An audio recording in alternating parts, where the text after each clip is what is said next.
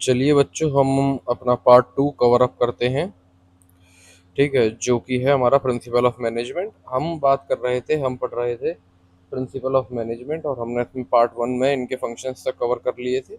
अब हम बात करने जा रहे हैं बेटा principles of management developed by Henry Fayol. ये हेनरी फेयोल जो है बेटा, ये बहुत इंपॉर्टेंट रोल प्ले करते हैं अगर हम मैनेजमेंट की बात करते हैं तो।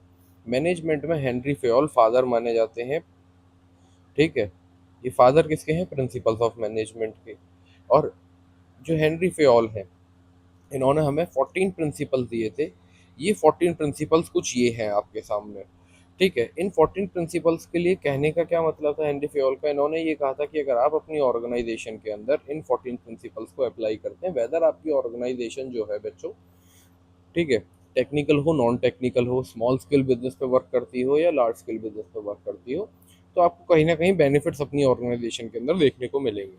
या अगर आप कोई स्मॉल स्केल बिजनेस या ऑर्गेनाइजेशन रन करते हो, अगर आप उसे लार्ज स्केल पे लेके जाना चाहते हो, तो भी आपको ये बहुत अच्छा रोल प्ले करके मिलेंगे। सबसे पहला हम जानते हैं, जो पहला फंक्शन हमें मिला था, वो मिला था डिवीजन ऑफ वर्क का। डिवीजन ऑफ वर्क में हेनरी फेयोल हमसे ये कहना चाहते हैं कि वो ये कहते हैं कि हमें काम का जो है अपनी ऑर्गेनाइजेशन के अंदर डिवीजन कर देना चाहिए। इस डिवीजन से क्या होगा कि हर एक इंडिविजुअल अपना अपना काम करेगा। जब वो अपना अपना काम सब इंडिविजुअल्स करेंगे, तो उससे क्या होगा कि हर एक इंडिविजुअल को अपने काम के अंदर स्पेशलाइजेशन आ जाएगी और हमें एक स्पेशलाइज्ड वर्कर मिलेंगे काम करने के लिए। ये उनका कहना था डिवीजन ऑफ वर्क में। इसके बाद अगर हम अपने सेकंड प्रिंसिपल की बात करते हैं, तो सेकंड प्रिंसिपल था parity between authority and responsibility. ये parity between authority and responsibility का क्या मतलब था? इसका ये मतलब था भाई कि हर एक इंडिविजुअल को हमें अपनी जो भी ऑर्गेनाइजेशन में काम कर रहे हैं, उनको कुछ तो हमें अथॉरिटी देनी चाहिए, और जो उनको अथॉरिटी दें हम, ठीक है, उन्हीं उसी अथॉरिटी के बेसिस पे उन्हें रिस्पॉन्सिबिलिटी देनी चाहिए। कि अगर हमने किसी इंडिविजुअल को फॉर एग्जांपल मैन्युफैक्चरिंग का काम दिया है, तो मैन्युफैक्चरिंग की अगर अथॉरिटी हमने उसे दी है डिसीजन मेकिंग की, तो रिस्पॉन्सिबिलिटी भी उसे ही देनी चाहिए। और उन्होंने एक चीज़ कही कि भाई अथॉरिटी और रिस्पॉन्सिबिलिटी के बीच में बैलेंस होना चाहिए। अगर ये बैलेंस नहीं होगा तो कहीं ना कहीं इंडिविजुअल अपनी अथॉरिटी का गलत इस्तेमाल करेगा। कि आपने किसी इंसान को अथॉरिटी तो ज़्यादा दे दी, लेकिन उसके हिसाब से उसे रिस्पॉन्सिबिलिटी नहीं दी है, तो वो अपनी अथॉरिटी का हमेशा मिसयूज ही करेगा। थर्ड प्रिंसिपल जो है हमारा बेटा, वो कहता है डिसिप्लिन। डिसिप्लिन देखिए बच्चों, अगर हम वैसे बात करें तो जनरल लाइफ में भी बहुत इंपॉर्टेंस प्ले करता है।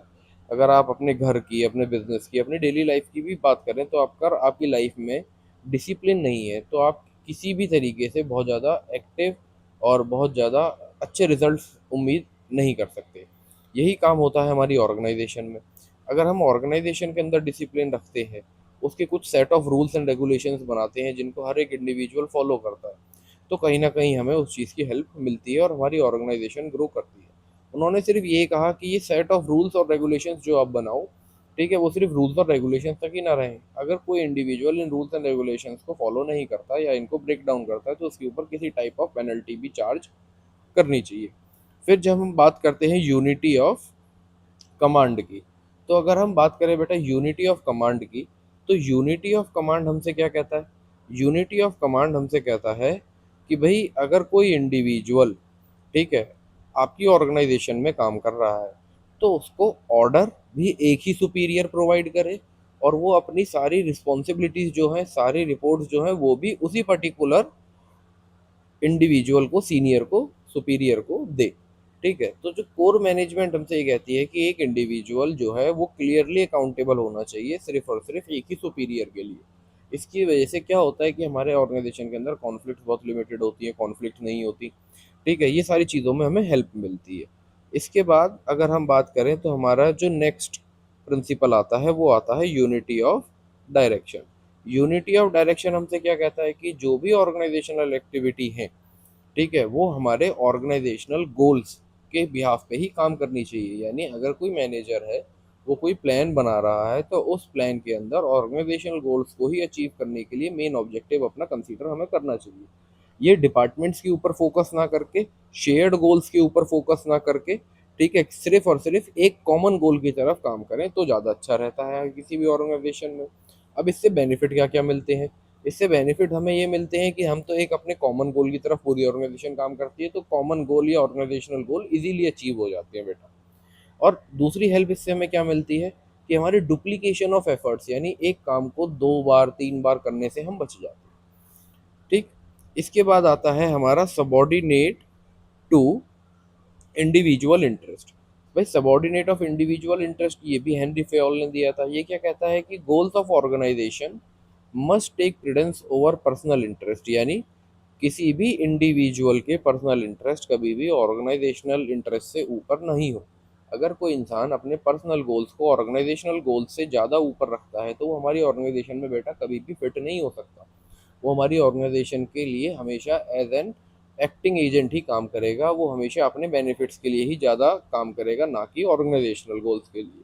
तो इसने हमें ये सिखाया। फिर उसके बाद आता है remuneration of person. Remuneration of person में हमें क्या पता चलता है कि कोई भी इंडिविजुअल है जो हमारी ऑर्गेनाइजेशन में काम कर रहा है, उसे हमें एक फ्री और फेयर यानी biased non unbiased remuneration provide करनी चाहिए, जो कि मार्केट रेट के बराबर हो। ठीक है, और ऐसा हो कि रेम्यूनरेशन में ना तो उस इंडिविजुअल को अपनी नुकसान दिखे और ना ही ऑर्गेनाइजेशन को नुकसान दिखे, यानी ऐसी रेम्यूनरेशन पे करनी है हमें जो कि जिसमें इंडिविजुअल हमारा एम्प्लॉय भी खुश हो और ऑर्गेनाइजेशन की भी पेइंग कैपेसिटी के अंडर हो। इसके बाद जो है हमारा वो आता है जी centralisation and decentralisation. Centralisation and decentralisation क्या कहता है, इसमें हेनरी फेयोल थोड़े से मिक्स्ड बात हमसे करते हैं। ये कहते हैं कि भाई जो भी ऑर्गेनाइजेशन है उसके जो भी गोल्स हैं, जो भी हम उसमें पावर दे रहे हैं इंडिविजुअल को, ना तो कोई भी ऑर्गेनाइजेशन कंप्लीटली सेंट्रलाइज्ड हो सकती, ना ही कोई ऑर्गेनाइजेशन कंप्लीटली डिसेंट्रलाइज्ड हो सकती। सेंट्रलाइजेशन का क्या मतलब है कि भाई कंट्रोल या पावर किसी एक इंडिविजुअल के हाथ में हो, यानी डिसीजन मेकिंग सिर्फ जैसे for example top level management कर रही है तो वो सेंट्रलाइज्ड ऑर्गेनाइजेशन हो गई। डिसेंट्रलाइजेशन में क्या है कि हर एक इंडिविजुअल डिसीजन मेकिंग कर रहा है। ठीक है, तो वो डिसेंट्रलाइजेशन ऑर्गेनाइजेशन हो गई। अब क्या होता है, कोई भी ऑर्गेनाइजेशन अगर जिसमें एक ही इंडिविजुअल डिसीजन मेकिंग कर रहा है तो उसके अंदर हमें कुछ ड्रॉबैक्स देखने को मिलते हैं, जैसे lack of decision making, time taking decision होता है, डिसीजन मेकिंग में टाइम बहुत ज़्यादा लग जाता है। ये सारी चीज़ें, टाइम लगता है एक मैसेज को दूसरी जगह तक ट्रैवल करने में। डिसेंट्रलाइजेशन में क्या होता है, अगर हर एक इंडिविजुअल अपने डिसीजन खुद ले रहा है, ठीक है, अपनी ऑर्गेनाइजेशन में, तो क्या दिक्कत है उससे कि भाई केओस क्रिएट हो सकता है, कॉन्फ्लिक्ट ऑफ इंटरेस्ट हो सकते हैं। ये सारी चीज़ें हमें देखने को मिलती हैं। तो हेनरी फेयोल इसमें कहते हैं ना ही तो कोई ऑर्गेनाइजेशन कम्प्लीटली डिसेंट्रलाइज्ड हो, ना ही कोई ऑर्गेनाइजेशन कम्प्लीटली सेंट्रलाइज्ड हो। फिर हमारे पास आता है जी बच्चों स्केलार चेन। ये स्केलार चेन जो है ये भी अब हेनरी फेयोल ने हमें प्रोवाइड किया। ये क्या कहता है कि जी वर्टिकल लाइन ऑफ अथॉरिटी होनी चाहिए और कम्युनिकेशन की भी वर्टिकल लाइन होनी चाहिए, जिसकी वजह से क्या होता है कि जो भी डिसीजन मेकिंग है, ठीक है, जो भी फॉर्मल मैसेजेस हैं वो टॉप से बॉटम और बॉटम से टॉप तक कन्वे किए जाएं, यानी हर एक इंडिविजुअल नीचे से ऊपर कोई भी चेन को ब्रेक ना करे, अपने सुपीरियर को इन्फॉर्म करे, सुपीरियर अपने सुपीरियर को इन्फॉर्म करेगा, इस तरीके से बॉटम लेवल से टॉप लेवल ऑफ मैनेजमेंट तक आपके जो है मैसेजेस या कम्युनिकेशन हो। इसके बाद आते हैं जी हमारे प्रिंसिपल ऑफ ऑर्डर।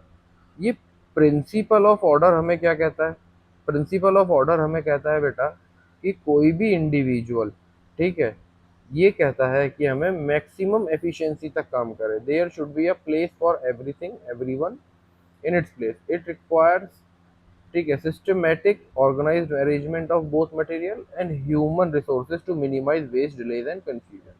यानी हर एक इंडिविजुअल अपने तरीके से काम करे, हर एक ऑर्डर का, हर एक चीज़ का ऑर्डर होना चाहिए, काम करने का, रिसोर्सेज को गैदर करने का, ये सारी चीज़ें।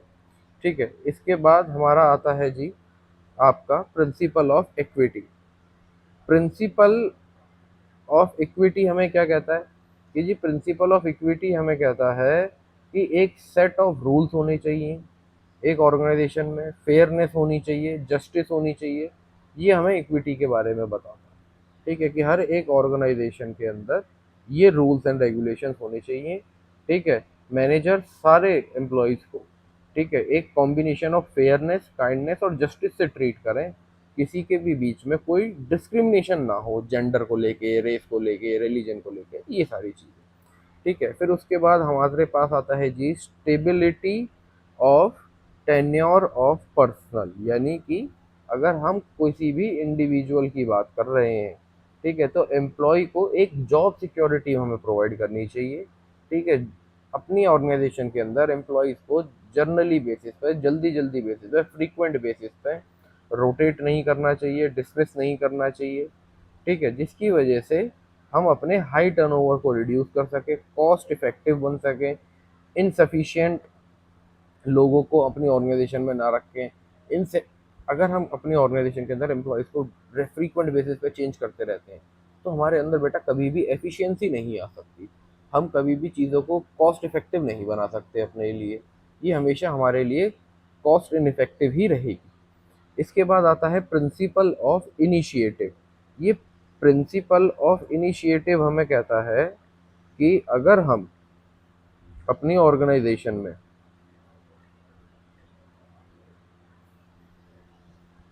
हमें अगर हम अपनी ऑर्गेनाइजेशन को रन कर रहे हैं, तो हमें अपने एम्प्लॉयज़ को, हर एक लेवल के एम्प्लॉयज़ को, ठीक है, कन्विंस करना चाहिए कि वो अपने प्लान्स को वॉलंटरली एग्जीक्यूट करें। उनको मोटिवेट करना चाहिए ताकि वो मैनेजर्स हमारी ऑर्गेनाइजेशन के अंदर और जो स्टाफ है उसको एम्पावर करें, उन्हें नए नए आइडियाज़ दें, मेथड्स दें, क्रिएटिविटी लेके आएँ अपनी ऑर्गेनाइजेशन में। ये सारी चीज़ें हमें इनिशिएटिव में पता चली। अगर कोई इंडिविजुअल हमारी ऑर्गेनाइजेशन के अंदर कोई नया चेंज लेके आना चाहता है जो कि हमारी ऑर्गेनाइजेशन के लिए अच्छा हो सकता है, तो हमें उसको प्रोत्साहन देना चाहिए, उसे मोटिवेट करना चाहिए ये सारी चीज़ें करने के लिए। और एट लास्ट जो प्रिंसिपल आता है हमारे पास, वो आता है बेटा एस्पिरिट डी कॉर्प्स। ये जो प्रिंसिपल है ये कहता है कि हमारी ऑर्गेनाइजेशन के अंदर जो एम्प्लॉयज़ हैं, वो एम्प्लॉयज़ हम सब मिलजुल के साथ में रहें, हारमनी से रहें, पीस से रहें। ठीक है, तो इससे क्या होता है, ऑर्गेनाइजेशन के अंदर हमारे बहुत ज़्यादा फ़ायदे होते हैं। ऑर्गेनाइजेशन के अंदर हम एक अच्छा प्रोडक्शन कर पाते हैं, ऑर्गेनाइजेशन अपने गोल्स को बहुत अच्छे से अचीव कर पाती है। ये हमारा आज का टॉपिक रहा भाई, प्रिंसिपल्स ऑफ हेनरी फेयोल। और यहाँ आपका चैप्टर नंबर 2 ख़त्म होता है। अगर आपके कोई डाउट्स हो, आपको किसी तरीके के कोई नोट्स चाहिए, आप मुझे कमेंट सेक्शन में पिन कीजिएगा। आपको सारी चीज़ें टाइमली बेसिस पे मिल जाएंगी। Thank you.